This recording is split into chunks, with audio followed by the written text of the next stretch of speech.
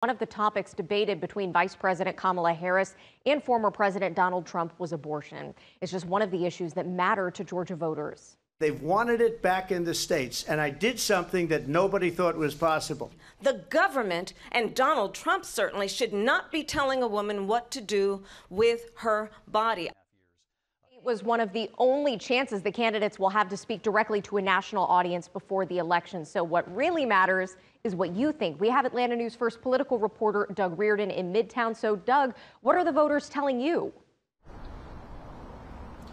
Well, Carly, they all expected so much out of the candidates up there on stage last night, not just out of some of their policy pitches, but also in the way they conducted themselves during this debate, what could be the only one between these two candidates.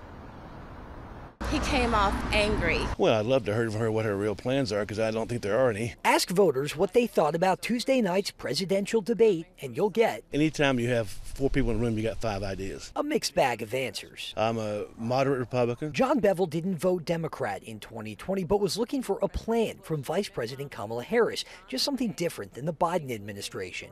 They've had 3.5 years plus to have a plan, and I don't like the plans they executed. On the other hand, I follow the person and their policies more so. Leah Haygood is a longtime independent leaning towards Harris this November. Her overall decorum was more presidential. Like John, she would have liked for the candidates to dive deeper into specific policies, especially on the economy. I just like to hear just a little bit more detail. Maybe I missed it, but just give me something more. What these debates do is that they send a signal to what the candidates' values are. Professor Ed Lee has spent 2 decades at Emory University's Barkley Forum for Debate. He knows what makes a winner on stage. He says candidates always have to be careful about overpromising because voters notice that. That the American public is fully aware that no president can fiat in a particular policy. What they want to know is, what are your values? Where are you willing to put some skin in the game? But if you can't give it to me, you promising it to me doesn't do a dadgum thing for me. I think that's how we all feel today.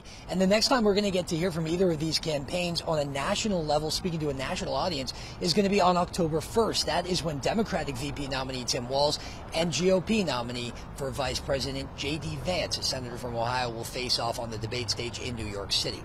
From Midtown, Doug Reardon, Atlanta News First.